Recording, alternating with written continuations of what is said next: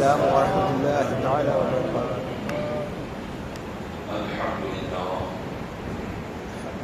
الحمد لله نحمده ونستعينه ونستغفره ونؤمن به ونتوكل عليه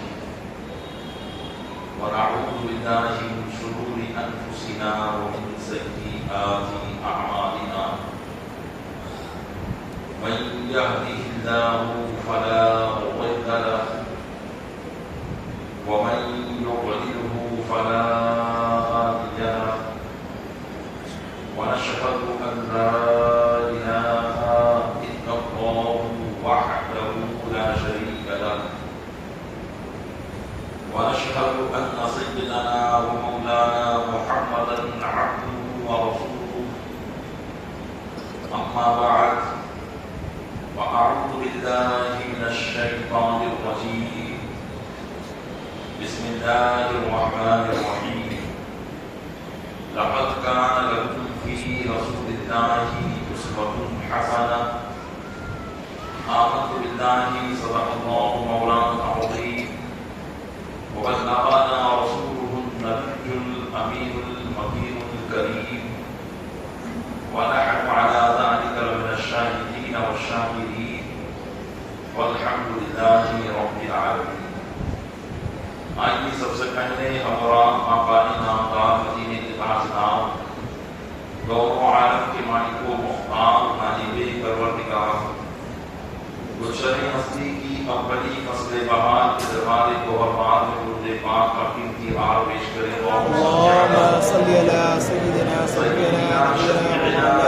مولانا محمد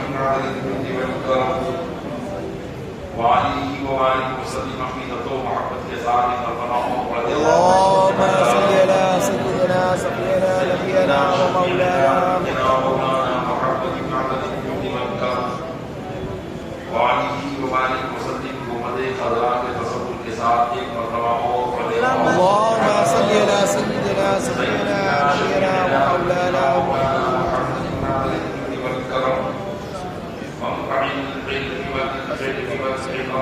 وآله وأصحابه وبارك وسلم صلاة وسلاما سرمدا دائما أبدا عليك يا رسول الله صلى الله عليه وسلم. الحمد لله عز وجل اور عام اپنے آقا و مولا جناب احمد مصطفیٰ حضرت محمد مصطفیٰ ارواحنا فداء علیہ التحیۃ والثناء صلی اللہ تعالی علیہ وسلم کی مالگاہ بےکس پناہ میں ان کی جشن ولادت کے موقع پر خراج عقیدت پیش کرنے کے لیے حاضر ہوئے ہیں. اللہ عز و جل کی مالگاہ میں دعا ہے کہ مولا ہمارا یہاں جمع ہونا اپنی مالگاہ میں قبول فرما. آمین. اور ان محافل میراث کو ہمارے لیے ذریعہ نجات بنا. آمین. آمین بجاہ نبی امین صلی اللہ تعالی علیہ وسلم.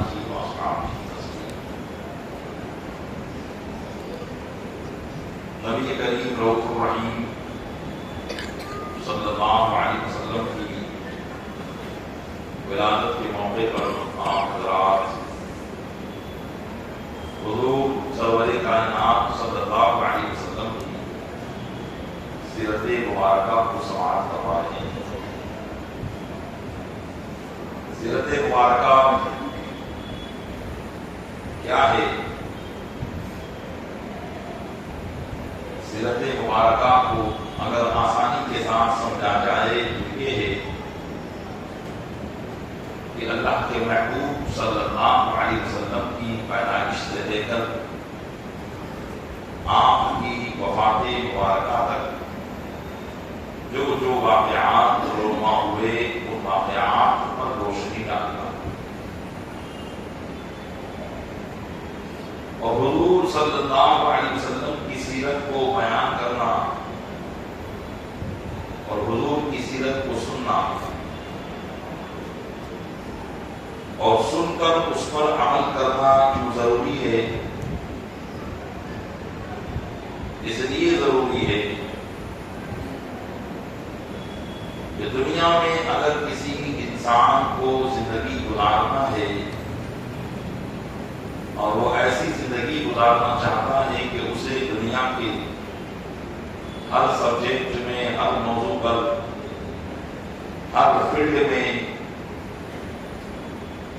کسی ایسی رہنمائی سے وہ ہمکنار ہو جو رہنمائی اسے ہر فیلڈ میں کام آئے، تو وہ صرف اور صرف نبی کریم صلی اللہ علیہ وسلم کی ذات پاک ہے۔ ایسا ہی نہیں کہ آپ کی ذات پاک اور آپ کی سیرت پاک سے فائدہ اٹھانے والے صرف گھریلو زندگی گزارنے والے ہی ہوں، یا صرف نماز اور عبادات ادا کرنے والے ہی ہوں، بلکہ حضور صلی اللہ علیہ وسلم کی سیرت مبارکہ میں زندگی کے ہر پہلو پر اور زندگی کے ہر شعبے میں انسان کو صحیح رہنمائی حاصل کرنے کے لیے رہنمائی موجود ہے، اور یہ صرف اور صرف اللہ نے اپنے محبوب کو عطا فرمایا۔ اگر کوئی عیسائی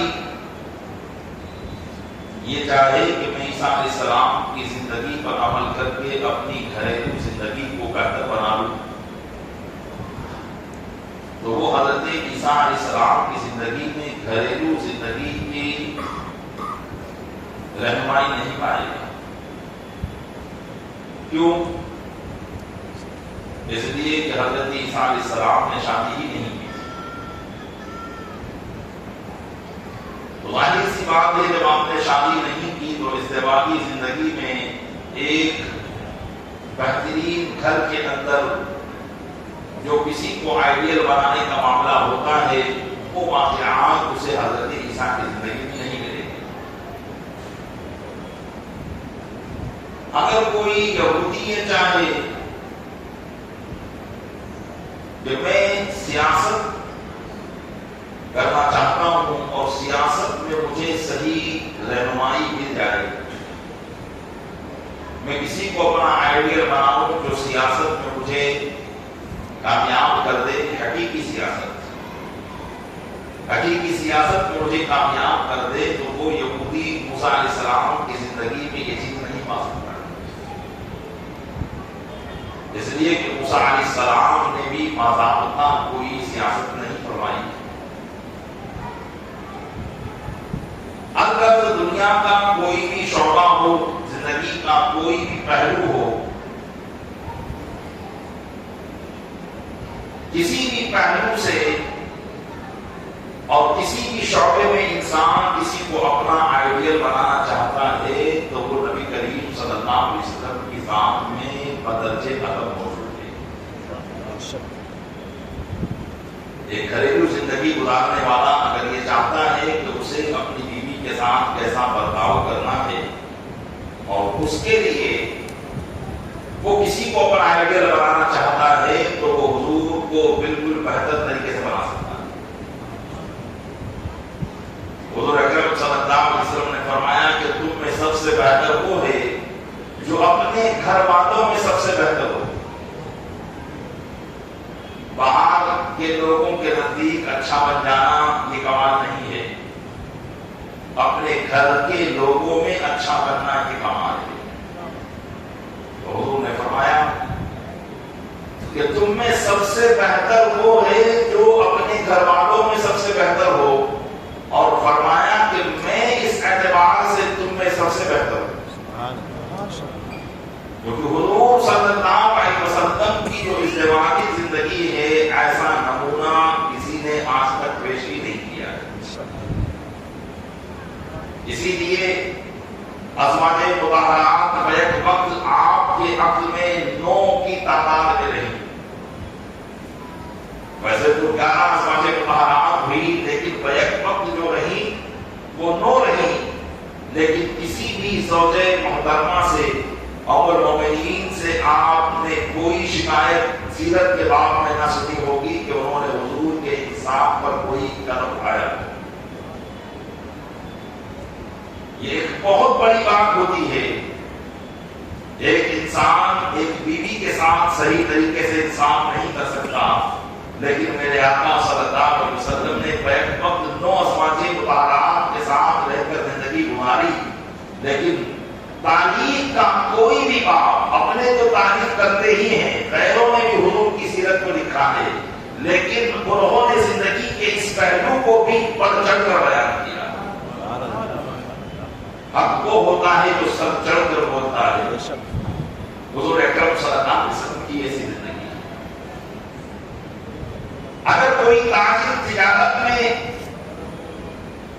یہ چاہے کہ میں کسی نبی کو اپنا ایڈیل بناؤں تو وہ حضرت عیسیٰ کو بنا سکتا ہے، نہ حضرت موسیٰ کو بنا سکتا ہے، کیونکہ حضرت عیسیٰ علیہ السلام نے تجارت والی زندگی اختیار ہی نہیں کی، بلکہ حضرت عیسیٰ علیہ السلام نے فقیری کی زندگی اختیار کی۔ آپ نے اپنا گھر نہیں بسایا، ایک پیالہ آپ کے پاس ہوا کرتا تھا، اسی سے آپ اپنی زندگی کو گزارا کرتے تھے۔ لیکن وہی پہلو اگر ایک تاجر بہترین تاجر بننا چاہتا ہے تو حضور کی بارگاہ میں آ کر وہ تجارت کے بہترین اصول سیکھ سکتا ہے۔ آج پوری دنیا میں آن لائن کا جو نظام چل رہا ہے وہ رسول کریم صلی اللہ علیہ وسلم کی شریعت مطہرہ کی کاپی کر کے چل رہا ہے۔ آپ مانے یا نہ مانے، کیونکہ آپ نے اسلام پڑھا ہی نہیں ہے، آپ نے صرف کلمہ طیبہ پڑھ لیا، نماز کے طریقے سے کے لیے 10 سورتیں یاد کر لی، سمجھ لیا کہ ہم بہت بڑے مسلمان ہیں۔ الحمدللہ یہ بھی ایک دولت ہے، نعمت ہے، لیکن صحیح معنوں میں پیارے اسلامی بھائیوں 2 صدیوں سے ہماری قوم ہمارے علم سے دور ہو گئی اور دوسرے لوگوں نے ان چیزوں کو حاصل کر کے کامیابی کو حاصل کر دیا۔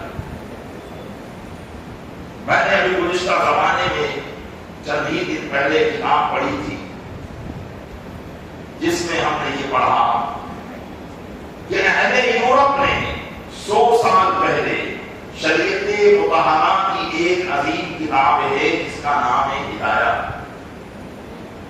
درس نظامی وہ کتاب پڑھائی جاتی ہے، پڑھی جاتی ہے، اس میں زندگی کے سارے مسائل موجود ہیں، قرآن اور حدیث سے استنباط کر کے ائمہ مجتہدین نے اس میں مسائل لکھے۔ اس میں ایک باب ہے تجارت کا بیان، ایک باب ہے مراقبت کا بیان، پارٹنرشپ ہو یا سلیپنگ پارٹنرشپ ہو، یہ جتنے بھی مسائل ہیں اور کس طریقے سے ان تجارت کو کرنے میں کب فائدہ ہوگا، کیسے فائدہ ہوگا، یہ ساری باتیں اور یہ سارے مسائل ان کتابوں میں بیان کیے ہوئے ہیں۔ 100 سال پہلے اہل یورپ نے اس کتاب کا انگریزی ٹرانسلیٹ کروا کر اس پر عمل کرنا شروع کیا۔ آج تجارت کی منڈی میں یہ لوگ چھائے ہوئے ہیں۔ یہ جتنے بھی اصول لے کر آتے ہیں اکثر اصول وہ ہوتے ہیں جو ہمارے ائمہ مجتہدین نے آج سے 1300 ساڑھے 1300 سال پہلے اپنی کتابوں میں لکھ دیے تھے، اور آج مسلمان ان کو جانتا ہی نہیں۔ تو حضور کی حیات مبارکہ ایک تاجرین کے لیے بہترین آئیڈیل ہے۔ ایک سیاسی آدمی اگر بہتر طریقے سے سیاست کرنا چاہتا ہے تو حضور کی زندگی میں سیاست بھی بہتر انداز میں موجود ہے۔ میرے آقا صلی اللہ علیہ وسلم نے مکہ مکرمہ سے ہجرت کر کے مدینہ منورہ میں جب آپ نے قیام فرمایا، اس وقت کے واقعات جب بیان ہوں گے تو آپ کی سیاسی پہلو پر میں نظر ڈالنے کی کوشش کروں گا، لیکن اس سے پہلے نبوت کے اعلان سے پہلے، اعلان نبوت سے پہلے کا جو زمانہ ہوتا ہے اہل سیرت اس کو قبل بعثت کا زمانہ کہتے ہیں۔ قبل بعثت، بعثت کا معنی ہوتا ہے بھیجنا۔ تو حضور کا جو قبل بعثت یعنی بعثت سے پہلے کا زمانہ ہے وہ 40 سال زمانہ ہے۔ 40 سالہ زمانے میں بھی نبی کریم صلی اللہ علیہ وسلم کی سیاست کا حل نظر آتا ہے. اگرچہ مکہ کی اکثریت آپ کے مزاج کے خلاف کام کر رہی تھی. مکہ مکرمہ کے لوگ بت پرستی شرک پرستی میں مبتلا تھے. قبیلے قریش کے اکثر گھرانے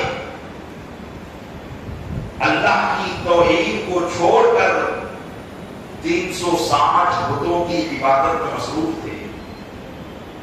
لیکن اس کے باوجود جب بھی کبھی مکہ کی سیاست پر اگر باہر کے لوگوں نے اس سیاست کو ناکام کرنے کی کوشش کی یا اس کو ختم کرنے کی کوشش کی، نبی کریم صلی اللہ علیہ وسلم نے اپنے سیاسی انداز میں اپنی قوم کے لوگوں کو بچا لیا.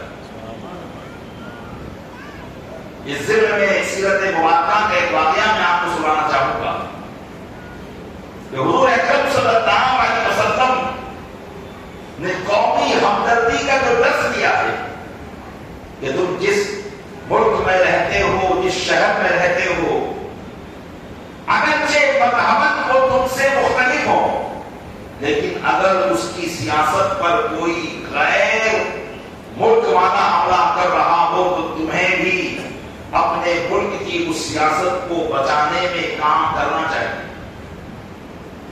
حضور اکرم صلی اللہ علیہ وسلم نے اس کام کو ایک بہترین طریقے سے انجام دیا. سب سے پہلے آپ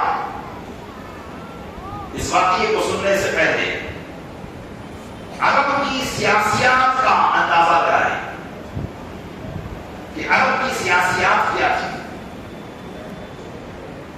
سیاسیات کے اونچ اور نیچ اس جگہ پر نظر آتے ہیں جہاں پر کوئی بادشاہت قائم ہو،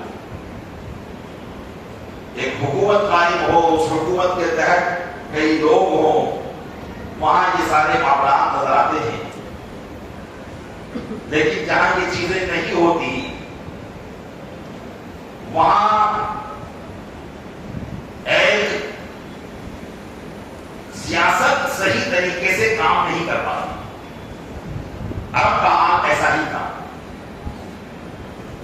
اہل عرب کسی بادشاہ کے تحت نہیں تھے. ان کا نظام یہ تھا کہ چند قبیلے اور چند برادریاں آپس میں مل کر ایک معاہدہ کر لیتی اور یہ طے کر لیتی کہ ہمارا دوست تمہارا دوست، ہمارا دشمن تمہارا دشمن. تو اگر 3 قبیلوں نے مل کر یہ معاہدہ کیا تو وہ تینوں قبیلے آپس میں ایک دوسرے کے حلیف ہو جایا کرتے تھے. نبی کریم صلی اللہ علیہ وسلم کا قبیلہ تھا قبیلے قریش، لہذا قبیلے قریش کے حلیف قبیلے بنو کنانہ، بنو خزاعہ تھے. ان 3-4 قبیلوں نے مل کر یہ معاہدہ کیا ہوا تھا کہ ہم مل کر ساتھ میں رہیں گے، ہم کو کوئی نقصان پہنچائے گا تو ہم ایک دوسرے کا ساتھ لے کر اس نقصان کو ختم کرنے کی کوشش کریں گے. حضور اکرم صلی اللہ علیہ وسلم بھی قبیلے قریش سے تعلق رکھتے تھے، اس لیے قبیلے بنو خزاعہ، بنو کنانہ یہ حضور اکرم صلی اللہ علیہ وسلم کے حلیف قبیلے تھے. اہل مکہ کے اکثر قبیلے اس طریقے سے اپنے اندر معاہدہ کیے ہوئے تھے، یہی ان کی سیاست تھی. اس کے علاوہ ان کے اوپر کوئی بادشاہی نظام نہیں تھا. پورا عرب اسی طریقے میں مبتلا تھا، لیکن عرب کے پاس ملک شام تھا، ملک ایران تھا جس کو فارس کہا جاتا تھا. یہاں بڑی بڑی حکومتیں قائم تھیں. اور پھر یہ سیاسیات کا ماحول تھا اور مذہب کا ماحول یہ تھا کہ تمام شرک پرست تھے. اکثر یہ تھا کہ وہ بتوں کی پوجا کرتے تھے، لیکن ان میں بھی کچھ لوگ ایسے تھے جو بتوں کی عبادات سے بیزار تھے. اسلام کے اعلان سے پہلے بھی وہ بتوں کی عبادت نہیں کرتے تھے، بیزار تھے، جن کو حنفاء کہا جاتا تھا، اور وہ ہمیشہ اس بات کی فکر میں رہتے تھے کہ ہمیں کسی اچھے مذہب کو تلاش کرنا چاہیے جو ایک اللہ کی عبادت کی دعوت دیتا ہو۔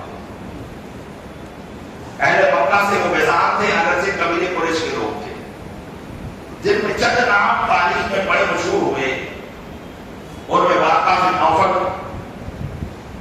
عبید اللہ بن جحش، عثمان بن حویرث اور زید بن عمرو۔ یہ وہ لوگ تھے جو اہل مکہ کی شرک پرستی سے بیزار تھے اور ایک اللہ کی عبادت کرتے تھے، اور اس لیے چاہتے تھے کہ ہمیں کوئی ایسا مذہب مل جائے جو ایک اللہ کی عبادت کی دعوت دیتا ہو۔ اس لیے یہ مکہ مکرمہ سے باہر نکل گئے۔ ان میں جو عثمان بن حویرث تھے وہ ملک روم، جس کو ملک شام بھی کہا جاتا ہے، سیریا کہا جاتا ہے، اس وقت کی سپر پاور طاقت ملک شام تھا، جہاں کا بادشاہ ہرقل جو عیسائیوں کا سب سے بڑا بادشاہ کہلاتا تھا، یہ ملک شام چلا گیا کیونکہ وہاں عیسائیوں کی حکومت تھی، اور عیسائی بھی اس وقت ایک اللہ کی عبادت کیا کرتے تھے۔ اس لیے عثمان بن حویرث نے ملک شام جا کر مذہب عیسائیت کو اختیار کر دیا اور وہ نصرانی ہو گیا، اور عیسائیوں کا سب سے بڑا جو بادشاہ کا ہرقل، اس کا قرب اس نے حاصل کیا، اس کے قریب ہو گیا، اس لیے کہ ایک عربی اپنا مذہب چھوڑ کر عیسائی ہوا ہو تو ہرقل کی نماز شام اور مہربانیاں عثمان بن حویرث پر بہت بڑھ گئی، یہاں تک کہ اس نے اپنا قرب خاص اسے عطا کر دیا۔ ہرقل اگرچہ ملک شام کا بادشاہ تھا،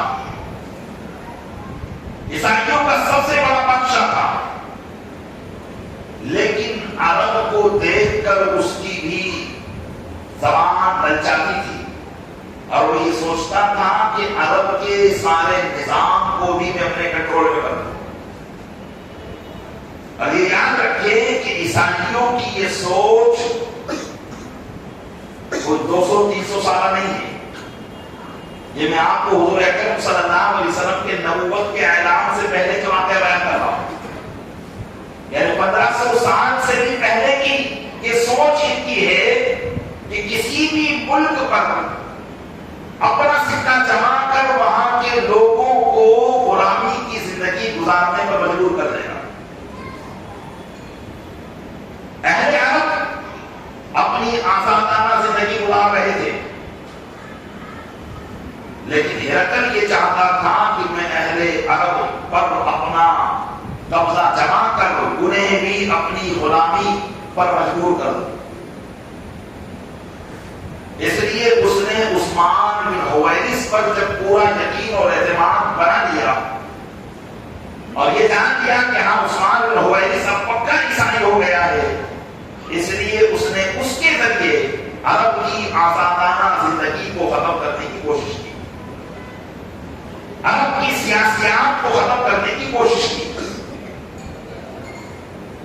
اس کی ایک وجہ یہ تھی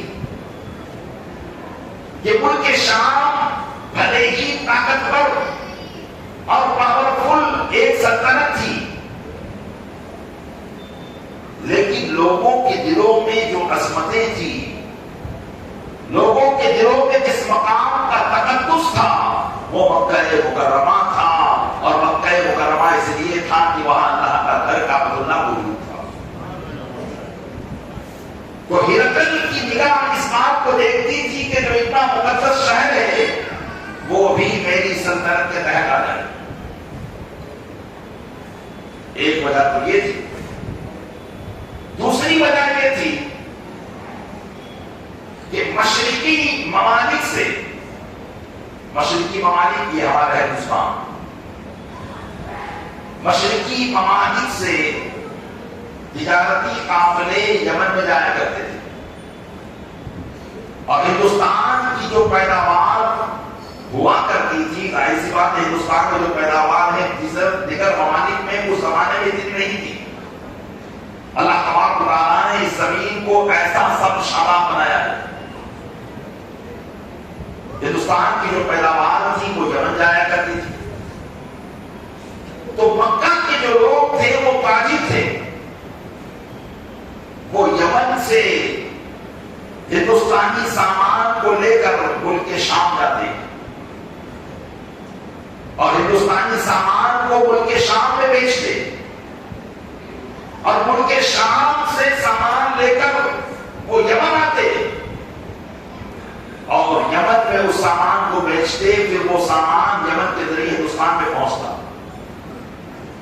آج کے زمانے میں کہہ لیجیے کہ ایکسپورٹ اور امپورٹ کا ایک بہت بڑا کاروبار اس وقت اہل مکہ کر رہے تھے، اور یہ اللہ نے جو اہل مکہ کو یہ تجارت کی جو بہترین زندگی عطا فرمائی تھی، حضرت خلیل ابراہیم علیہ السلام کی دعاؤں کا اثر تھا۔ آپ نے دعا کی تھی، اے اللہ اس مکہ شہر کو ایسا بنا دینا کہ ہر ملک کی پیداوار یہاں پر آ جائے، ہر طریقے سے اسے رزق عطا فرمانا۔ قرآن کریم نے اہل مکہ کو اپنی اس نعمت کو یاد دلایا ہے اور فرمایا لِإِيلَافِ قُرَيْشٍ إِيلَافِهِمْ رِحْلَةَ الشِّتَاءِ وَالصَّيْفِ۔ اس بات میں انہی دو تجارتوں کا ذکر ہے کہ اہل مکہ ہماری اس نعمت کو یاد کرو، اے قریشیوں ہماری اس نعمت کو یاد کرو کہ تم سال بھر میں 2 سفر کرتے ہو تجارتی،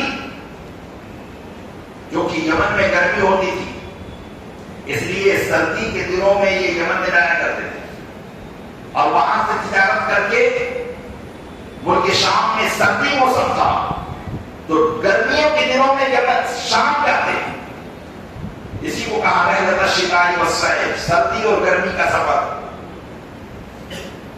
اللہ تبارک و تعالیٰ نے اس ذات نے الذی اطعمکم من جوع، جس نے ان کو بھوک سے اور خوف سے بے نیاز کر دیا تھا۔ تو ہرقل کی ایک نیت یہ تھی کہ جو اتنا بڑا تجارتی کاروبار اہل مکہ کرتے ہیں، اس تجارتی کاروبار کو بھی میں اپنے اندر میں کر دوں اور ان کی یہ آزادانہ زندگی کو ختم کر دوں۔ جیسے ایسٹ انڈیا کمپنی کے ذریعے انگریزوں نے ہندوستان کے سارے تجارتی معاملات کو اپنے انڈر میں لے لیا اور ہندوستانیوں کو غلام بننے پر مجبور کر دیا تھا۔ یہ عیسائیت کی سوچ تھی 1500 سالہ، جس کا ایک نمونہ ہندوستان میں بھی 150-200 سال تک دیکھنے کو ملا۔ یہ اتنی خطرناک ہو اور آج بھی اگرچہ ممالک پر ان کے قبضے نہیں ہیں، لیکن کاروباری اعتبار سے تو انہوں نے پوری دنیا کو اپنا غلام بنا رکھا ہے، اپنی زبان کا غلام بنا دیا کہ نہیں بنا دیا؟ ہندوستان میں رہتا ہے لیکن بغیر انگریزوں کی زبان بولے اس کا کام نہیں چلتا۔ ہندوستانی دفاتر کے اندر آج انگریزی چل رہی ہے، بظاہر ہندوستان کو آزاد کر دیا گیا لیکن وہ اپنی زبان چھوڑ کر اپنا اثر و رسوخ چھوڑ کر ایسا گئے کہ آج ہندوستانی اگرچہ اپنی قدرت سے غلامی کی زنجیر کو نکال چکا ہے لیکن اپنے ذہنوں کو عیسائیوں کا غلام بنا چکا ہے۔ یہاں جو آپ لباس پہن رہے ہیں پینٹ شرٹ، یہ انہیں کا دیا ہوا ہے۔ ہندوستانی لباس یہ تھا ہی نہیں، ہندوستانی لباس اگر وہ غیر مسلم ہو تو دھوتی کرتا، اور اگر مسلمان ہو تو کرتا شیروانی پائجامہ، یہ اسلامی لباس تھے، یہ ہندوستانی لباس تھے، لیکن آج انہوں نے اکثریت کو اس کام کو مبتلا کر دیا۔ تو اگر دیکھا جائے تو ذہنی اعتبار سے تو ہم اب بھی آزاد نہیں ہیں، ہم اپنی زبان کو بولنے میں فخر نہیں سمجھتے، انگریزوں کی زبان کو بولنے میں فخر سمجھتے کوئی 2 منٹ انگریزی کے بولتے تو لوگ قربان ہو جاتے ہیں اس پر، بہت اچھی انگریزی بولتا ہے۔ یہ پیارے اسلامی بھائیوں ترقی نہیں ہے، یہ پستی ہے، یہ ذہنی غلامی ہے، اور اسلام اسی ذہنی غلامی کو ختم کرنا چاہتا ہے۔ اسلام ایک ایسی زندگی اپنے ماننے والوں کو منوانا چاہتا ہے کہ جس میں ذہنیت بھی اسلام کی ہو، طریقہ بھی اسلام کا ہو، جس میں اس کی فلاح و بہبودی ہے، اس کی کامیابی ہے۔ اس لیے ہندوستان لاکھوں ترقی کرنے کے باوجود بھی جیسی ترقی کرنی چاہیے نہیں کر پا رہا ہے، اس لیے کہ اس نے اپنی پالیسی کو چھوڑ کر دوسروں کی پالیسی کو اختیار کر رکھا ہے۔ اور اہل مکہ حضور کے نبوت کے اعلان سے پہلے اسی طریقے کی آزادی زندگی کو گزار رہے تھے، آزادانہ زندگی گزار رہے تھے، بہترین تجارت کرتے تھے، کسی بادشاہ کا ان پر کوئی دباؤ نہیں تھا، کسی حکومت کا ان پر کوئی دباؤ نہیں تھا، اپنی تجارت کرتے تھے، اپنا مال جمع کرتے تھے، کسی کو ٹیکس دینے کا ان پر کوئی دباؤ نہیں تھا، وہ اپنی زندگی گزارتے تھے، اپنی زندگی میں مست تھے۔ اس لیے ہرقل نے چاہا کہ میں ان کی اس آزادانہ زندگی کو چھین لوں،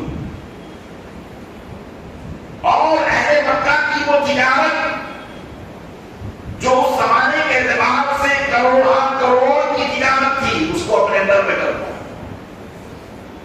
محنت اہل مکہ کرے اور فائدہ ہرقل کی حکومت کو پہنچے، یہ اس نے چاہا، جس کے لیے وہ ایک مہرہ تلاش کر رہا تھا۔ جب عثمان بن حویرث مکہ مکرمہ سے وہاں پہنچا اور اس نے مذہب عیسائیت کو اختیار کر لیا، وہ پکا عیسائی ہو گیا اور ہرقل کو اس پر اعتماد ہو گیا، تو اس نے عثمان بن حویرث کو اپنا مقصد بیان کیا اور کہا کہ عثمان، تم عربی ہو اور تم مکی ہو، لہذا جاؤ اور اہل مکہ کے ضمیروں کو خرید لو۔ اپنے سونے کے خزانے عثمان بن حویرث کے لیے اس نے کھول دیے۔ یہ پہلی کوشش ہوتی ہے، مال کا لالچ دے کر ان کی ساری تجارت کو اپنے انڈر میں کر لیا جائے، لہذا سارے خزانے جتنی اس کو ضرورت ہو عثمان بن حویرث کے سپرد کر دیا۔ اونٹوں سے لدا ہوا، سونے اور چاندی سے لدا ہوا یہ قافلہ اونٹوں پر ملک شام سے مکہ مکرمہ پہنچا، اور عثمان بن حویرث نے وہاں جا کر اس مال کو اپنے انڈر میں کیا، اور دھیرے دھیرے خفیہ طور پر اہل مکہ کی آزادانہ زندگی کو ختم کرنے کی کوشش کرنے لگا۔ اہل مکہ کی وہ سیاست جو آزادانہ سیاست تھی، اس کو خریدنے کی کوشش کرنے لگا۔ نبی کریم صلی اللہ علیہ وسلم نے ابھی نبوت کا اعلان نہیں کیا تھا، آپ کو جب پتا چلا کہ عثمان بن حویرث میری قوم کی آزادانہ زندگی کو چھیننے کی کوشش کر رہا ہے، آپ فوراً اس کے نظریے کو بھاپ گئے، لوگوں کو بتایا کہ اے لوگوں، جس ترقی کا یہ تمہیں وعدہ کر رہا ہے وہ ترقی نہیں، وہ تمہاری غلامی ہے، یہ تمہیں مال و دولت دے کر تمہیں مالدار نہیں بنانا چاہتا، بلکہ عیسائی حکومت کا تمہیں غلام بنانا چاہتا ہے۔ اگر تم چاہتے ہو کہ اپنی آزادانہ زندگی کو اسی طریقے سے قائم رکھو جس طریقے سے اللہ نے تمہیں عطا فرمائی ہے، تو جو تجارت تم کر رہے ہو اسی طریقے سے کرتے رہو، عثمان بن حویرث کے دھوکے میں نہ آؤ، اس کے سونے اور چاندی کی طرف اپنی نظروں کو نہ للچاؤ، بلکہ جو کام اللہ نے تمہیں سپرد کیا ہے اس کام کو کرتے رہو۔ میرے آقا صلی اللہ علیہ وسلم نے اس کی خفیہ چاند بازیوں کا پردہ فاش کر دیا۔ لوگ آپ کو صادق و امین کہتے تھے، جانتے تھے، سب نے آپ کی بات مانی اور کہا کہ محمد بن عبداللہ جو بات کہتے ہیں صحیح ہوا کرتی ہے، لہذا انہوں نے عثمان بن حویرث سے وہ مال تجارت بیچنے سے انکار کر دیا، اور اس طریقے سے مکہ کی جو سیاسی زندگی تھی نبی کریم صلی اللہ علیہ وسلم کی حکمت عملی سے محفوظ ہو کر رہے۔ سبحان اللہ سبحان اللہ. اور ہمیشہ کے لیے جو غلامی کا پٹا اہل مکہ کی گردن میں پڑنے والا تھا، اس غلامی کے پٹے کو نبی کریم صلی اللہ علیہ وسلم کی سیاست میں ختم کر دیا. یہ ہے اوریجنل سیاست. پیارے اسلامی بھائیوں، جب تک اسلام نے اسی سیاست کو اپنایا تھا، نصارہ کی طاقت نہ ہوئی کہ وہ کسی انسان کو اپنا غلام بنا سکے. لیکن جیسے جیسے اسلام کے اندر مصطفیٰ جان رحمت صلی اللہ علیہ وسلم کی شریعت اور سنت اور آپ کی اتباع میں کمی آتی گئی، مسلمانی حکومت کے اندر بحران بڑھتا چلا گیا، نقصان بڑھتا چلا گیا. آج ہم اگر ہندوستان کی تاریخ کو اٹھاتے ہیں کہ آزادی کے وقت ہزاروں مسلمانوں کو انگریزوں نے کیوں مارا، آخرکار یہاں دوسری قومیں بھی تو رہا کرتی تھی، دوسری قومیں بھی تو یہاں آباد تھی، لیکن ہزاروں کی تعداد میں تو صرف علماء شہید ہوئے ہیں، عوام کی تعداد تو الگ ہے. آخرکار راز یہی سامنے نکل کر آتا ہے کہ عیسائی جانتے تھے کہ ان ساری قوموں کے اندر اگر کوئی زندہ قوم ہے تو وہ مسلمان قوم ہے. جب تک یہ قوم رہے گی ہم کسی بھی ہندوستانی کو اپنا غلام نہیں بنا سکتے. جو زندہ قوم کے لوگ تھے اور جو مسلمانوں کے حاکمان تھے، جو علماء تھے، 15,000 علماء کو انہوں نے شہید کیا. ہزاروں کی تعداد میں مسلمانوں کو شہید کر کے جب ایسے لوگ باقی رہ گئے جو ان کی چاپلوسی کرنے والے تھے، تب انہوں نے اپنی تلوار کو نیچے کر کے پھر انہوں نے سیاست کا دور دورہ شروع کر دیا اور ہندوستانیوں کو یہ باور کرانے کی کوشش کی کہ ہم تمہاری حکومت ہے، لہذا تم ہمارے ماتحت رہ کر کام کرو گے تو ہم تمہیں اچھے سے اچھا معاوضہ دیں گے. اور یوں پوری ہندوستان کو انہوں نے اپنا غلام بنا دیا. لیکن اسلامی نظریہ جب تک قائم تھا، 800 سال ہندوستان میں حکومت مسلمانوں کی رہی، لیکن کسی باہر کی طاقت میں سرکرت میں یہ طاقت پیدا نہ ہوئی کہ وہ ہندوستان کی طرف نظر اٹھا کر دیکھے. یہ ہے نبی کریم صلی اللہ علیہ وسلم کی سیرت مبارکہ. آپ دیکھیں کہ اگر کوئی بادشاہ سیاست حاصل کرنا چاہتا ہے اور اپنے ملک کو بیرونی سیاست سے بچانا چاہتا ہے تو اسے بھی حضور کی غلامی کا پٹا اپنے گلے میں ڈالنا ہوگا. اپنی سیاست کو حضور کی سیاست کے پیچھے ڈالنا ہوگا. اگر حضور کی سیاست کو اپنا لے گا تو پھر وہ کامیاب ہوگا چلا جائے گا. صحابہ کرام علیہ رضوان نے حضور صلی اللہ علیہ وسلم کے بعد صرف 30 سال کے اندر زمین کے 3 کونوں پر اسلامی حکومتوں کا جھنڈا لہرا دیا. سبحان اللہ. کیا راستہ؟ وہی سیاست مصطفیٰ. سیرت مصطفیٰ پر عمل پیرا ہو کر انہوں نے زمین کے 3 حصوں پر اسلامی سیاست کے جھنڈے لہرا دیے تھے اور حال یہ تھا کہ ان میں کوئی غریب نہ تھا، سب کے سب مالدار تھے اور کوئی بھی ملک کا رہنے والا کسی کا قرضدار نہیں تھا. کیوں؟ اس لیے کہ وہ سیاست مصطفیٰ پر عمل کرتے ہوئے چلے جا رہے تھے. اسی کو کسی نے کہا ہے طریقے مصطفیٰ کو چھوڑنا ہے وجہ بربادی، اسی میں قوم ہوئی ہے بے اقتدار. پیارے اسلامی بھائیوں، یہ آپ غور کریں، اتنی بڑی ترقی اللہ تبارک و تعالیٰ نے مسلمانوں کے حصے میں رکھی ہے، لیکن مسلمان اس ترقی کے راستوں کو چھوڑ کر کسی اور طرف چلے جا رہے ہیں، کسی اور طرف پر وہ کیا کر رہے ہیں. ایک نوکر سے لے کر سیٹ تک ہر ایک حضور کی عادات اور حضور کی سیرت کو چھوڑے بیٹھا ہو. آج قریب میں آپ کا ذہن بناتا ہوں، اگر آپ بہترین طاقت بننا چاہتے ہیں اسلامی اصول کو حاصل کیجیے، اسلامی اصول کو اپنی دکانوں پر نافذ کیجیے. شریعت مطہرہ میں جو قاعدے قانون تجارت کرنے کے بیان کیے ہیں ان کو نافذ کیجیے. آپ کی تجارت ایک دن ایسی لگ لائے گی کہ آپ کو کسی اور کے طریقے اور پالیسی کو اختیار کرنے کی ضرورت ہی پیش نہیں آئے. اللہ تعالیٰ نے ایسے قانون ہمیں عطا فرمائے، ایسے قانون ہمیں عطا فرمائے. آپ آن لائن کا نظام دیکھیے. میں صرف 2-3 مثال پیش کر کے آگے بڑھ جاؤں گا.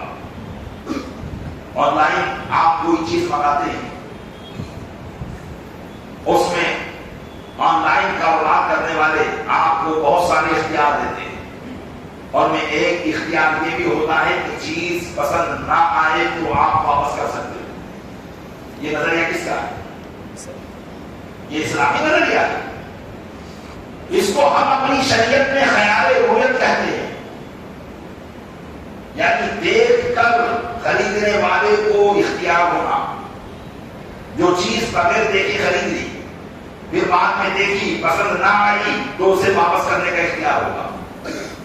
اس کو کہتے ہیں خیال رویت۔ آپ بتائیے آن لائن کا نظام اس پر ہے کہ نہیں؟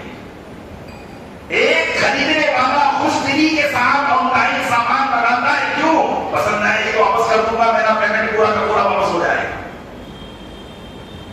اسی طریقے سے ایک نظام اور لیجیے، جو اسلامی نظام ہے انہوں نے ہماری کتابوں سے نکال کر انگریزی ٹرانسلیٹ کرا کر آج وہ اپنے اندر نافذ کر رہے ہیں۔ کوئی چیز آئی، آپ مہربانی کے وہاں سے وہ چیز لے کر آئے، لیکن جب گھر پر آ کر آپ نے دیکھا تو اس میں عیب تھا۔ ایسا عیب تھا کہ جس سے اس چیز کی قیمت میں فرق پڑ جاتا ہے، اس چیز کی قیمت کم ہو جاتی ہے۔ آپ کو آن لائن یہ چیز اور یہ اختیار حاصل ہوگا کہ اگر چیز کریکٹ ہے یا کچھ اس میں خرابی ہے تو آپ واپس کر سکتے ہو۔ یہ ہوتا ہے ہماری شریعت میں، اسی کو خیال عیب کہا جاتا ہے۔ کیا کہا جاتا ہے؟ یعنی سامان میں اگر کوئی عیب نکلا تو عیب پر مطلع ہونے کے بعد اس کو واپس کرنے کا اختیار یا رکھنے کا اختیار یہ خریدنے والے کے پاس ہوتا ہے۔ اور یہاں پر مسلمان پہلے سے دکان پہ لگاتا، بیچا ہوا مال واپس نہیں ہوگا۔ سارے اختیارات جو شریعت مطہرہ نے خریدنے والے کو دیے تھے وہ ختم کر دیے گئے۔ ہاں یہ بھی لگا سکتا ہے بیچا ہوا مال واپس نہیں ہوگا، لیکن اس کی شرائط تھی۔ کب؟ جب کہ دیکھنے والے نے، خریدنے والے نے ہر چیز کو اچھی طرح سے دیکھ لیا، پرکھ لیا، جان لیا اس میں کوئی عیب نہیں ہے، اب وہ کہہ سکتا ہے کہ اب تم لے جان لے ہو، اب یہ واپس نہیں ہوگا۔ لیکن اگر پھر بھی آپ کو دغدغہ ہے اور دل میں تردد ہے کہ یار ابھی میں لے تو جا رہا ہوں لیکن گھر والوں کو پسند نہ آئے تو میں کیا کر سکتا ہوں؟ شریعت نے اس کے لیے بھی راستہ رکھا ہے، اس کو کہتے ہیں خیار شرط۔ یہ ہمارا اصول ہے، خیار شرط۔ یعنی آپ نے کوئی چیز خریدی، لیکن خریدنے پر آپ کو ایسا ہے کہ گھر لے جاؤں گا تو گھر والے شاید پسند نہ کریں، تو آپ اس سے یہ کہہ دیں کہ بھائی آپ مجھے اختیار دیجیے، میں گھر لے جا کر دکھا کر آ جاؤں، اگر پسند آئی تو رکھ لوں گا، نہیں آئے تو واپس کر دوں گا۔ اس کو کہتے ہیں خیال شرط۔ آپ ایسا کوئی کرنے دیتا ہے؟ نہیں کرنے دیتا۔ تو یہ وہ اصول تھے جو ہمارے آقا صلی اللہ علیہ وسلم نے صحابہ کو دیے۔ صحابہ نے وہ اصولوں کو اپنے اندر نافذ کیا، وہ کامیاب ہوتے چلے گئے۔ بعد میں وہی حدیثیں علماء کے ہاتھ لگی، علماء نے انہی حدیثوں کو نکال کر اس پر مسائل پر کتابیں نکالی، اور وہ کتابیں آج صرف اور صرف علماء کو پڑھائی جاتی ہے، اب آپ پڑھتی نہیں ہیں۔ اور دیگر لوگوں نے انہی کتابوں پر ٹرانسلیٹ کر کے اپنی عوام کو پڑھا دیا، اپنی کمیٹی میں، اپنی جو ہے فیکٹریوں کے اندر وہ قانون نافذ کر دیے، اپنے کاروبار میں وہ قانون نافذ کر دیے۔ اس لیے پیارے اسلامی بھائی، آپ اگر بزنس کرتے ہیں، کاروبار کرتے ہیں، نوکری کرتے ہیں، آپ اسلامی قوانین کو اپنے کاروبار کے مطابق سیکھیے اور اسی کے مطابق کام کرنے کی کوشش کیجیے۔ نفع بھلے کب ہوگا، لیکن اللہ تعالیٰ اس میں ایسی برکتیں پیدا فرما دے گا کہ وہ برکتیں تمہاری ختم نہیں ہوگی، ایسی برکتیں اللہ پیدا فرما دے گا۔ نفع تو آپ چاہے جتنا بھی لے سکتے ہو لے لو گے، لیکن وہی نفع آپ کا کبھی ڈاکٹروں کی نظر ہوگا، کبھی وکیلوں کی نظر ہوگا، بچا کچا پولیس والوں کی نظر ہو جائے گا۔ اس لیے آپ اپنے کاروبار کو یہ 1500 سالہ جشن کے اندر اس بات کی نیت کیجیے کہ ہم اپنے آقا صلی اللہ علیہ وسلم کے طریقے کے مطابق کاروبار کرنے کی کوشش کریں انشاءاللہ۔ لیکن اس کے لیے سیکھیے۔ اب سیکھنا کیسے ہوگا؟ کوئی بھی کاروبار کرتے ہیں، آپ علماء سے اس کے تعلق سے مشورہ کیجیے اور ان سے شرعی رہنمائی حاصل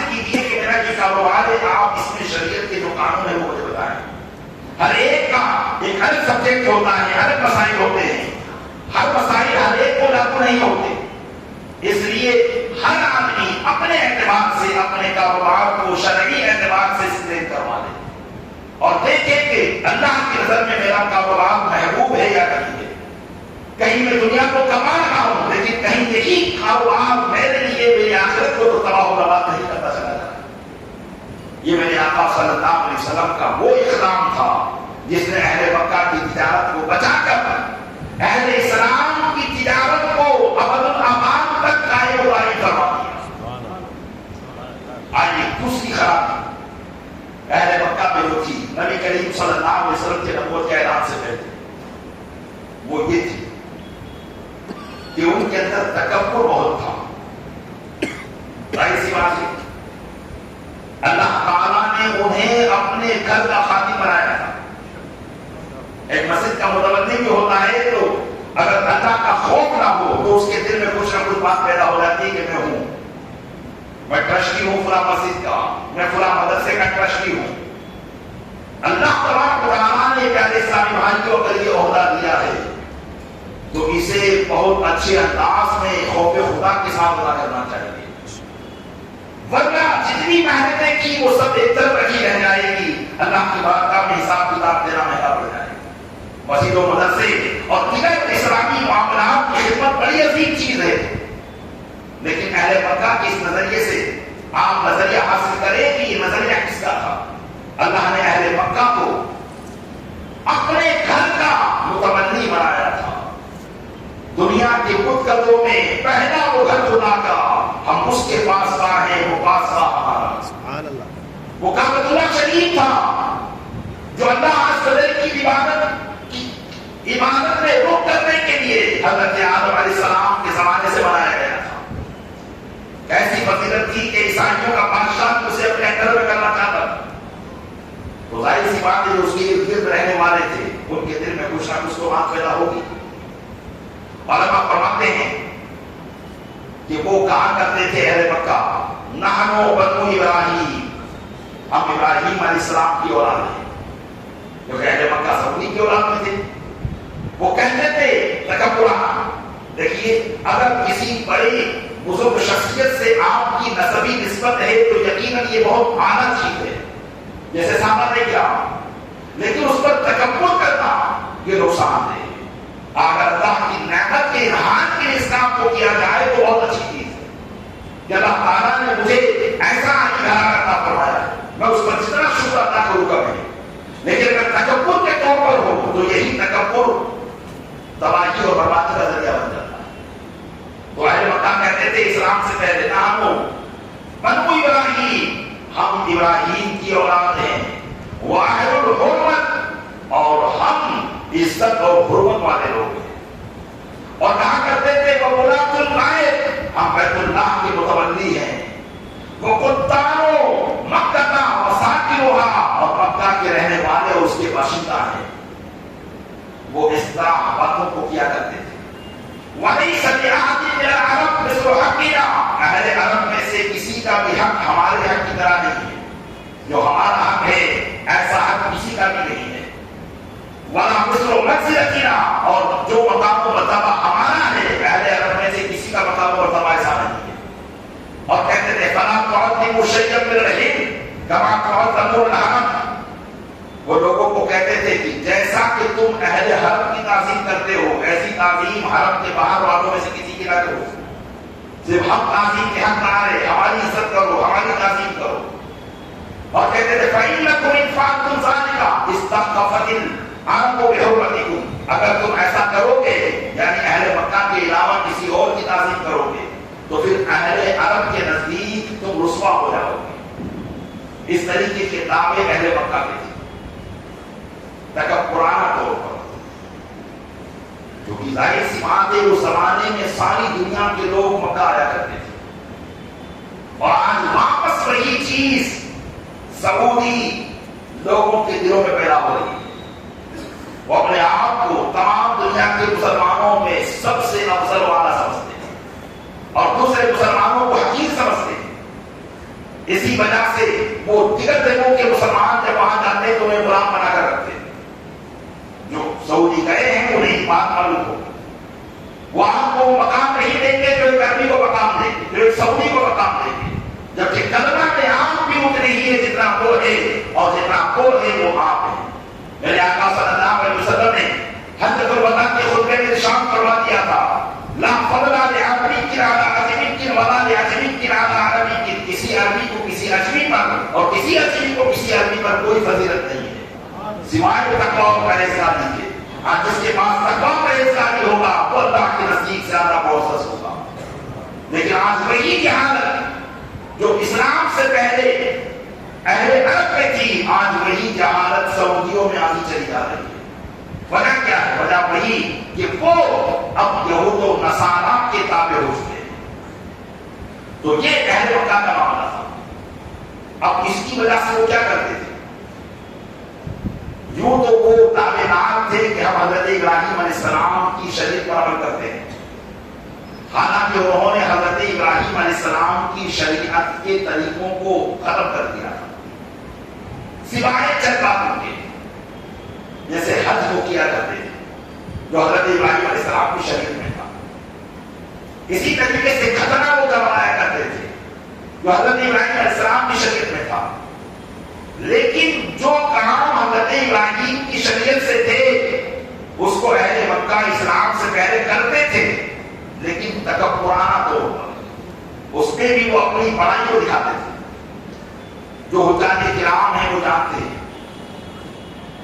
کہ آج تاریخ کو تمام حاجی چاہے وہ مکہ کے رہنے والے ہوں یا باہر کے رہنے والے ہوں سب مینا میں پہنچتے ہیں, اور پھر 9 تاریخ کو مینا سے عرفات جاتے ہیں, اور 10 تاریخ کو عرفات سے واپس مزدلفہ آتے ہیں, اور مزدلفہ سے طواف زیارت کرنے کے لیے مکہ مکرمہ آتے ہیں. یہ 5 دن کا شیڈیول حاجیوں کا ہوا کرتا ہے. لیکن جو مکہ کے لوگ تھے وہ کیا کرتے تھے؟ وہ کہتے تھے ہم تو حرم والے ہیں, لہذا ہمیں مینا کے اندر جانے کی ضرورت نہیں ہے, اور اگر مینا میں چلے بھی جاتے تو پھر وہ 9 تاریخ کو عرفات نہیں جاتے. کہتے عرفات کا میدان حرم سے باہر ہے, اور ہم اہل حرم ہیں, ہم مکہ کے لوگ ہیں, اس لیے ہمارا وقوف تو مزدلفہ میں ہوگا. ہاں جو مکہ کے باہر کے لوگ ہیں ان کو وہاں جانا ہوگا, وہ وہاں جائیں گے عرفات میں اور پھر وہاں سے پلٹ کر آئیں گے مزدلفہ. لیکن مکہ کے لوگ انہوں نے یہ بگاڑ پیدا کر دیا تھا کہ وہ صرف مزدلفہ جائیں گے. آپ کو بتا دوں کہ جب آپ مکہ سے جائیں گے تو پہلے مینا آئے گا, پھر مزدلفہ آئے گا, اور پھر عرفات آئے گا. مینا اور مزدلفہ یہ دونوں حدود حرم کے اندر ہے, لیکن عرفات حدود حرم سے باہر ہے. اس لیے وہ کہتے تھے کہ ہم صرف مزدلفہ جائیں گے, ہم عرفات نہیں جائیں گے.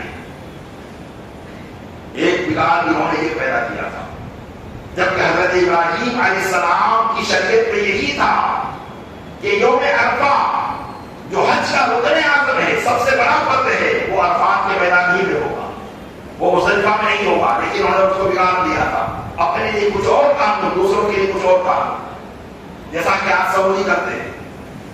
اپنے لیے بہترین انتظامات اور باہر کے آنے والے لوگوں کے لیے انتظامات کے اندر کوئی ایسے معاملات رکھتے ہی نہیں. آپ ان کے خیموں کو دیکھیے, ان کی رہائش کے مقامات کو دیکھیے جو عرفات کو اپنے لیے بناتے ہیں, اور پھر کدھر مسلمان جو ساری دنیا سے آتے ہیں ان کے خیموں کو آپ دیکھیے. زمین و آسمان کا فرق آپ کو نظر آئے گا. یہ فرق اہل مکہ زمانے جہالت میں کرتے تھے, آج سعودی وہ فرق کر رہے ہیں. اسی طریقے سے ایک قانون انہوں نے یہ نافذ کیا تھا کہ مکہ کے باہر سے جو بھی لوگ کعبے کا طواف کرنے کے لیے آئیں گے یا حج کرنے کے لیے آئیں گے, وہ اپنا کھانا نہیں بنا سکتے. اگرچہ وہ کچھ بھی مال لے کر آئے, انہیں کھانا ہمارا کھانا ہوگا, اس لیے کہ ہم اہل مکہ ہیں. تیسرا بنیاد یہ پیدا کیا تھا کہ مکہ کے باہر کے جو بھی لوگ آئیں گے, اگر انہیں کعبے کا طواف کرنا ہے تو وہ ہم سے کپڑے دے کر کعبے کا طواف کریں گے. اہل مکہ انہیں کپڑا دیں گے, اگر وہ اہل مکہ سے کپڑا نہیں لیتا تو اسے ننگا طواف کرنا پڑے گا. اہل مکہ سے کپڑا نہیں لیتے ہوئے طواف کرنا پڑتا. اور اگر اس نے اپنے کپڑوں میں طواف کر لیا تو اہل مکہ اسے مجبور کرتے تھے کہ ان کپڑوں کو اتار کر پھینک دے. اس کپڑوں کو دوبارہ وہ پہننے نہیں دیتے اور کہتے کہ تم نے گناہ عظیم کیا. پیارے اسلامی بھائیوں، اگر آپ آج کے ماحول کو دیکھیں گے تو کچھ اسی طریقے کی حالات آج سعودی حکومت میں پیدا ہو رہے ہیں. وہ باہر سے آنے والے مسلمانوں کو اسی قسم کا پر مجبور کرتے چلے جا رہے ہیں. یہ سب سیرت نبویہ کے برخلاف ہے. وہ اپنے کاروبار کو چمکانے کے لیے دور دراز سے آنے والے مسلمانوں کی زندگی کو محدود کرتے جا رہے تھے. اس طریقے کے وہ نظام انہوں نے قائم کر رکھے تھے. ابھی میرے آقا علیہ السلام نے نبوت کا اعلان نہیں کیا تھا، لیکن نبوت کے اعلان سے پہلے حضور نے متعدد حج فرمائے. اپنی قوم کے ساتھ آپ کے حج کے لیے جاتے تھے. آپ کی جو قوم تھی وہ تمام اہل مکہ میں سب سے اعلیٰ قوم تھی، اس لیے کہ اہل مکہ میں سب سے بہترین قبیلہ قبیلہ قریش تھا. اور قبیلہ قریش میں سب سے بہترین جماعت جو تھی وہ بنو ہاشم تھی. میرے آقا قریشی بھی تھے اور بنو ہاشم تھے. اس لیے آپ کا قبیلہ سارے مکہ کے لوگوں میں سب سے افضل و اعلیٰ قبیلہ تھا. میرے آقا صلی اللہ علیہ وسلم نے اہل مکہ کے اس غرور کو ختم کرتے ہوئے اور ان کی حیثیت کو بتاتے ہوئے کہ اے اہل مکہ، اگرچہ تم مکہ کے متولی ہو، کعبے کے متولی ہو، اس کے پاسبان ہو، حج کے ساری خدمتیں تمہارے سپرد ہیں، لیکن اللہ کے بندوں میں تمہیں کسی پر کوئی فضیلت وہ حاصل نہیں ہے جو تم سمجھتے ہو. میرے آقا صلی اللہ علیہ وسلم کے بارے میں عثمان بن سلیمان بن ابو سلیمان اپنے چچا نافع سے روایت کرتے ہیں، اور نافع اپنے باپ حضرت جبیر بن مطعم سے روایت کرتے ہیں. حضرت جبیر بن مطعم صحابی رسول ہیں جنہوں نے نبی کریم صلی اللہ علیہ وسلم کو زمان جہالت میں بھی دیکھا. کہتے ہیں کہ میں نے حضور اکرم صلی اللہ علیہ وسلم کو وحی نازل ہونے سے پہلے دیکھا کہ آپ عرفات کے میدان میں تشریف لے گئے. اسلام کے اعلان کرنے سے پہلے میں نے دیکھا کہ جب آپ حج کرنے گئے تو آپ عرفات کے میدان میں تشریف لے گئے تھے اور وہیں پر آپ نے اپنا وقوف کیا. حضور کی یہ پیش قدمی اہل مکہ کی خرافات کو ختم کرنے کے لیے تھا، لیکن ابھی چونکہ باضابطہ طور پر اللہ کی طرف سے یہ حکم نہیں ملا تھا کہ محبوب ان پر بھی عمل کرواؤ، ان کو اس پر بھی عمل کرواؤ. یہ حضور اکرم صلی اللہ علیہ وسلم نے اس وقت بھی اپنی قوم کی بری حضرتوں کو تکبرانہ انداز کو ختم کرنے کے لیے فرمایا کہ اے مکہ کے لوگ، تم اگر افضلیت اور بہتریت کو برادری کے اوپر تولتے ہو تو میں تم سب سے زیادہ اعلیٰ کرانے کا آدمی ہوں. اس لیے کہ میں قرشی بھی ہوں، ہاشمی بھی ہوں، اور پھر بنو عبد المطلب ہوں، اور عبد المطلب تمام مکہ کے سردار ہیں. میں ان کا بیٹا ہو کر جب عرفات کے میدان میں جا رہا ہوں تو پھر مجھ سے نیچے کے جو لوگ ہیں ان کو بدلتے اور عرفات کے میدان میں جانا چاہتے. میرے آقا صلی اللہ علیہ وسلم نے ان کے اس نظریے کو باطل کر دیا. اور ایک بہترین مبلغ اور بہترین داعی کو جس کام کو کرنا چاہیے وہ کام حضور نے بعثت سے پہلے کر کے دکھایا. جب قرآن نازل ہونے لگا، حج کے احکام نازل ہوئے تو قرآن نے صاف ارشاد فرما دیا فَإِذَا قَضَيْتُم مَنَاسِكَکُم. قرآن کریم نے صاف ارشاد فرما دیا کہ اے اہل مکہ، تم بھی وہیں سے لوٹو جہاں سے سارے لوگ لوٹتے ہیں. کیا فرمایا؟ یعنی مکہ سے مینا سے مزدلفہ جا کر واپس نہ آ جاؤ، بلکہ جہاں سے سارے لوگ لوٹتے ہیں تم بھی وہیں سے لوٹو، تم کو بھی وہیں آنا ہے. قرآن نے سب کے لیے ایک حکم کر دیا، اس لیے کہ اسلام کسی کے اندر اونچ اور نیچ کو پیدا کرنے نہیں آیا. اسلام کا اصل مقصد یہ تھا کہ تمام انسان آپس میں ایک دوسرے کے انسانی حقوق کو سمجھیں، ایک دوسرے کے مقام و مرتبے کو سمجھیں. کوئی کسی کو نیچ بنا کر اور نیچ دان سمجھ کر اس پر ظلم کو روا نہ رکھے، ظلم کو جائز نہ رکھے. اسلام ان چیزوں کو ختم کرنے کے لیے آیا تھا. اس لیے یہ اسلام جب ہندوستان میں بھی آیا تو اس نے ذات اور برادری کے معاملات کو ختم کر دیا، اور کئی نیچ لوگوں کو اسلام نے اعلیٰ منصب پر فائز کر کے انہیں بہترین مقام اور مرتبے پر فائز کر دیا. یہ اسلام کا نظریہ ہے، یہ اسلام کی سوچ ہے۔ پیارے اسلامی بھائیوں، آج جتنے بھی لوگ جو متکبر قومیں ہیں وہ اسلام کی دشمن کیوں ہیں؟ وہ اسلام کی دشمن اسی لیے ہے کہ اگر اسلام کی ذہنیت لوگوں کے دماغوں پر غالب آ گئی تو پھر ہمارا تکبر کہاں رہے گا؟ اس لیے وہ قوم اسلام کی دشمن بنی ہوئی ہے۔ حقیقت میں اگر کوئی اسلام کو انصاف کی نگاہوں سے دیکھے گا یا باقی اسلام میرے آقا صلی اللہ علیہ وسلم کو انصاف کی نگاہوں سے دیکھے گا تو وہ یہی کہے گا کہ اگر انسان میں کوئی انسان کامل ہے اور منصف میں کوئی منصف کامل ہے تو نبی رحمت صلی اللہ علیہ وسلم کی ذات اسلام۔ اور جن مورخین نے جو اگرچہ مذہب عیسائیت رکھتے تھے، مذہب یہودیت رکھتے تھے، لیکن جب انہوں نے حضور کی ذات پر قلم اٹھایا تو قلم کے انصاف کو انہوں نے ادا کیا، قلم کے حق کو ادا کیا اور حضور کی ہر سیرت کو انہوں نے بیان کیا ہے جو دنیا کے اندر دکھانے کے لائق ہے، اور ان چیزوں کو بیان کر کے یہ لوگوں کو دعوت دی اور نظریہ دیا کہ لوگوں اگر واقعی تمہیں حقیقت میں انسان بننا ہے تو اللہ تعالیٰ نے ایک ہی ذات کو انسان کامل بنایا ہے، اس ذات کے پیچھے پیچھے ہو جاؤ، ساری انسانیت تمہارے اندر داخل ہو جائے گی۔ یہ میرے آقا صلی اللہ علیہ وسلم کی سیرت کا کمال ہے پیارے اسلامی بھائی۔ اس لیے 1500 سالہ اس جشن میں آپ کوشش کریں کہ اپنی زندگی کا ہر پہلو حضور کی سیرت مبارکہ میں ڈھالنے کی کوشش کریں، انشاءاللہ اسی میں کامیابی ہے۔ اللہ تعالیٰ نے محبوب صلی اللہ علیہ وسلم کے صدقے میں ہمیں باتوں پر عمل کرنے کی توفیق عطا فرمائے۔ آمین۔